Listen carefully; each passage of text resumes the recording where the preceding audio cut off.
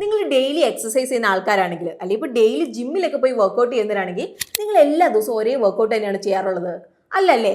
ചില ദിവസം നമ്മൾ കാർഡിയോ ആവും ചെയ്യുന്നത്, ചില ദിവസം സ്ട്രെങ്ത് ട്രെയിനിങ് ആവും ചെയ്യുന്നത്, ചില ദിവസം തന്നെ ഒരു ഫ്ലെക്സിബിലിറ്റിക്ക് ആയിട്ട് യോഗയൊക്കെ ചെയ്യും. അപ്പോൾ എന്തിനാണ് നമ്മളിങ്ങനെ ഓരോ ദിവസവും ഓരോ ടൈപ്പ് എക്സസൈസ് ചെയ്യുന്നത്? ഒരേപോലെ നമ്മളിവിടെ ചെയ്താൽ പോരെ? ഇവിടെ നമ്മൾ എല്ലാ ദിവസവും ഒരേപോലത്തെ എക്സസൈസ് ചെയ്തിട്ടുണ്ടെങ്കിൽ നമ്മുടെ ബോഡി ഇംബാലൻസ്ഡ് ആവും. അപ്പോൾ ഇതുപോലെ തന്നെയാണ് എന്താണ് ഇക്വിറ്റി മ്യൂച്വൽ ഫണ്ടിൽ നമ്മൾ ഇൻവെസ്റ്റ് ചെയ്യുമ്പോൾ സംഭവിക്കുന്നത്. അതായത് നമ്മളിപ്പോൾ ലാർജ് ക്യാപ്പിലേക്ക് മാത്രമാണ് ഇവിടെ ഇൻവെസ്റ്റ് ചെയ്യുന്നതെങ്കിൽ നമ്മളിവിടെ സേഫ് ആയിരിക്കും, പക്ഷെ എന്താണ് ഗ്രോത്ത് ഇവിടെ സ്ലോ ആയിരിക്കും. ഇനിയിപ്പോൾ നമ്മൾ മിഡ് ക്യാപ്പിലേക്ക് മാത്രമാണ് ഇൻവെസ്റ്റ് ചെയ്യുന്നതെങ്കിലോ അങ്ങനെയെങ്കിൽ ഇവിടെ കുറച്ച് റിസ്ക് ഉണ്ടാവും, പക്ഷെ ഇവിടെ ഗ്രോത്തും ഉണ്ടാവും. ഇനിയിപ്പോൾ നമ്മൾ സ്മോൾ ക്യാപ്പിലേക്ക് മാത്രമാണ് ഇൻവെസ്റ്റ് ചെയ്യുന്നതെങ്കിലോ അങ്ങനെയെങ്കിൽ ഹൈ റിട്ടേൺ പൊട്ടൻഷ്യൽ ഉണ്ട്, അതുപോലെ തന്നെ ഇവിടെ റിസ്ക്കും വളരെ കൂടുതലാണ്. അപ്പം ഈ ഒരു കേസിലാണ് ഇവിടെ ഫ്ലെക്സി ക്യാപ് ഫണ്ട് എന്നുള്ളൊരു കൺസെപ്റ്റ് ഇവിടെ സെൻസ് ഉണ്ടാക്കുന്നത്. അപ്പം ഇന്നത്തെ വീഡിയോയിൽ നമ്മൾ വാല്യൂ റിസർച്ച് അതിൽ മോർണിംഗ് സ്റ്റാറിൽ നിന്ന് 5 സ്റ്റാർ റേറ്റിംഗ് ലഭിച്ച 2 ടോപ്പ് ഫ്ലെക്സി ക്യാപ് ഫണ്ട്സിനെ കുറിച്ചാവും സംസാരിക്കാൻ വേണ്ടി പോകുന്നത്. അപ്പം ഏതൊക്കെയാണ് ഇന്നത്തെ ഫണ്ട് എന്നുള്ളത് നിങ്ങൾക്ക് അറിയണ്ടേ? സോ നമുക്ക് ഒട്ടും ലേറ്റ് ആക്കണ്ട, നമുക്ക് പെട്ടെന്ന് തന്നെ വീഡിയോയിലേക്ക് പോകാം.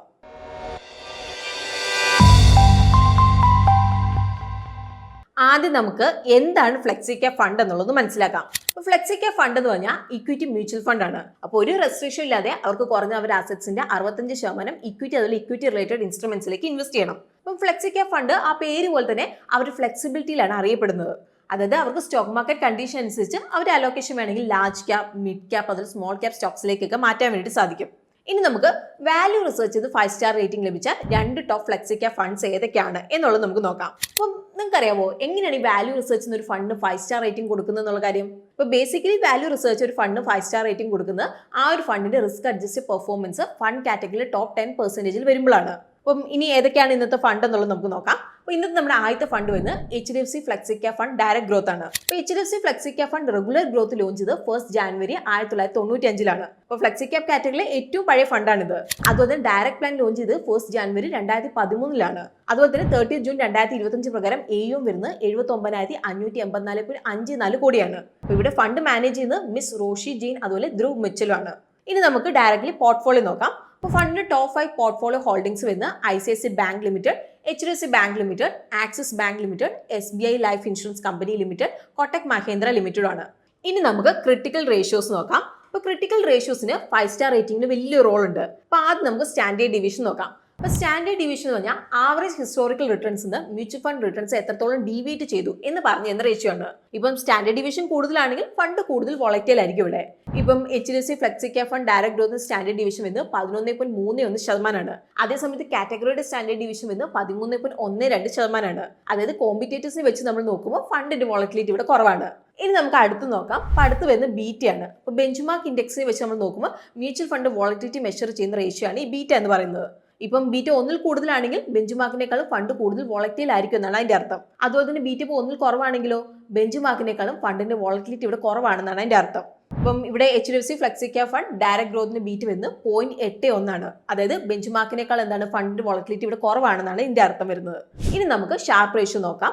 ഓരോ അഡീഷണൽ യൂണിറ്റ് റിസ്ക് എടുക്കുമ്പോൾ ഫണ്ട് എത്രത്തോളം എക്സ്ട്രാ റിട്ടേൺസ് ജനറേറ്റ് ചെയ്തിട്ടുണ്ട് എന്ന് മെഷർ ചെയ്യുന്ന റേഷ്യോ ആണ് ഷാർപ്പ് റേഷ്യോ എന്ന് പറയുന്നത്. ഇപ്പോൾ ഷാർപ്പ് റേഷ്യോ ഇപ്പോൾ കൂടുതലാണെങ്കിൽ ഫണ്ട് എന്താണ് ഫണ്ടിന്റെ റിസ്ക് അഡ്ജസ്റ്റഡ് റിട്ടേൺസും കൂടുതലാണെന്നാണ് അതിന്റെ അർത്ഥം. ഇപ്പം HDFC flexi cap fund direct ഗ്രോത്തിന് ഷാർപ്പ് റേഷ്യോ വന്ന് 1.43 അതായത് ഓരോ അഡീഷണൽ യൂണിറ്റ് റിസ്കിനും ഫണ്ട് 1.43 ടൈംസ് കൂടുതൽ റിട്ടേൺസ് നേടിയിട്ടുണ്ടെന്നാണ്.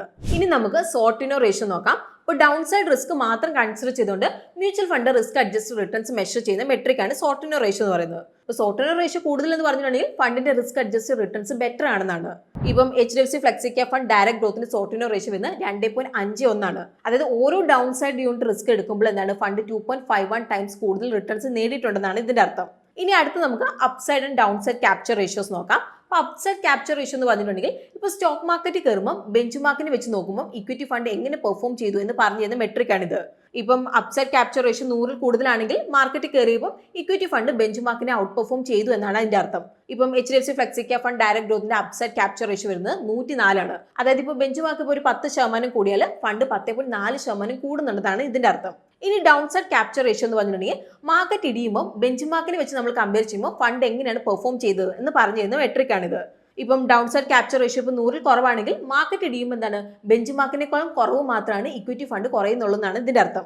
ഇവിടെ HDFC flexi cap fund direct ഗ്രോത്തിന്റെ ഡൗൺ സൈഡ് ക്യാപ്ചർ റേഷ്യോ വരുന്നത് 62 അതായത് മാർക്കറ്റ് ഇടിയുമ്പോൾ ബെഞ്ച് മാർക്ക് ഇപ്പോൾ ഒരു 10% ഇടിയുവാണെങ്കിൽ ഫണ്ട് ഇവിടെ 6.2% മാത്രമേ ഇടിയുന്നുള്ളൂ. ഇനി നമുക്ക് ഇവരുടെ റിട്ടേൺസ് നോക്കാം. ഇപ്പോൾ HDFC flexi cap fund direct growth കഴിഞ്ഞ 1, 3, 5, 7 അതുപോലെ 10 വർഷത്തിൽ കാറ്റഗറി അതുപോലെ ബെഞ്ച് മാർക്കിനെ മറികടന്നിട്ടുണ്ട്. ഇനിയിപ്പം ഈ ഒരു ഫണ്ടിന്റെ ഒരു ഇൻട്രസ്റ്റിംഗ് പോയിന്റ് അവരുടെ ക്യാഷ് ഹോൾഡിംഗ്സ് ആണ്. ഇപ്പോൾ ജൂൺ 2025 പ്രകാരം ഏകദേശം 9.7% ആണ്. അപ്പോൾ ഇത് കാണിക്കുന്നത് ഫണ്ട് മാനേജേഴ്സ് ക്ഷമയോടെ നല്ല ഓപ്പർച്യൂണിറ്റിക്കായിട്ട് കാത്തിരിക്കുന്നുണ്ടെന്നാണ്. അപ്പോൾ ഫണ്ടിന്റെ പോർട്ട്ഫോളിയോ ടേൺ ഓവർ റേഷ്യോ എന്ന് 25.52% മാത്രമാണ്.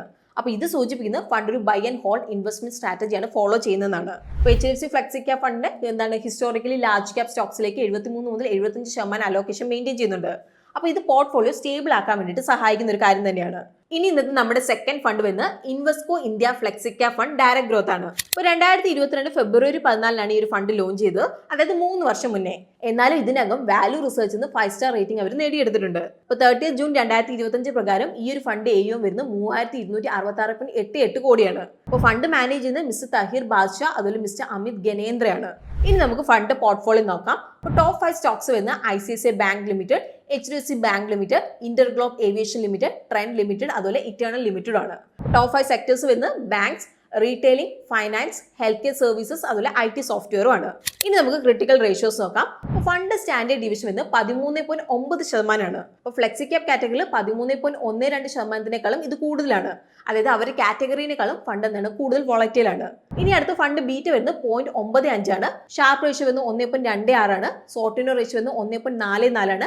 അപ്സൈഡ് ക്യാപ്ചർ റേഷ്യോ വരുന്നത് 115 ആണ്. അതുപോലെ ഡൗൺ സൈഡ് ക്യാപ്ചർ റേഷ്യോ വരുന്നത് 78 ആണ്. ഇനി നമുക്ക് ഫണ്ട് എങ്ങനെയാണ് പെർഫോം ചെയ്തതെന്നുള്ളത് നോക്കാം. Invesco India flexi cap fund direct growth കഴിഞ്ഞ 1 അതുപോലെ 3 വർഷത്തിൽ അവരുടെ ബെഞ്ച് മാർക്ക് അതുപോലെ കാറ്റഗറിനെ ഔട്ട് പെർഫോം ചെയ്തിട്ടുണ്ട്. എന്നാൽ ഈ ഒരു ഫണ്ട് ലോഞ്ച് ചെയ്തിട്ട് ഇപ്പോൾ 3 വർഷം മാത്രം ആയതുകൊണ്ട് ലോങ് ടേം പെർഫോമൻസ് ഇപ്പോൾ അവൈലബിൾ അല്ല. അപ്പോൾ അവരുടെ പോർട്ട്ഫോളിയോ നമ്മൾ നോക്കുമ്പോൾ 53 സ്റ്റോക്സ് അവർ ഹോൾഡ് ചെയ്യുന്നുണ്ട്.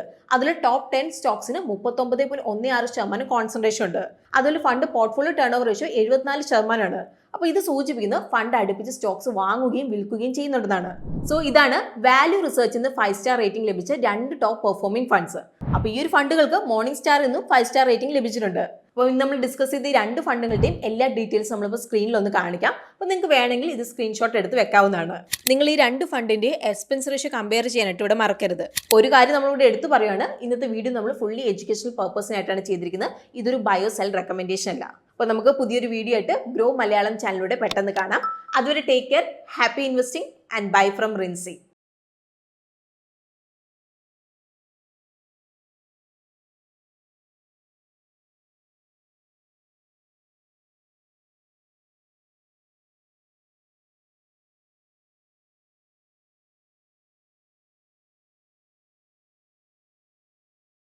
Investment in securities market are subject to market risks. Read all the related documents carefully before investing. Please read the risk disclosure documents carefully before investing in equity shares, derivatives, mutual fund, and or other instruments traded on the stock exchanges.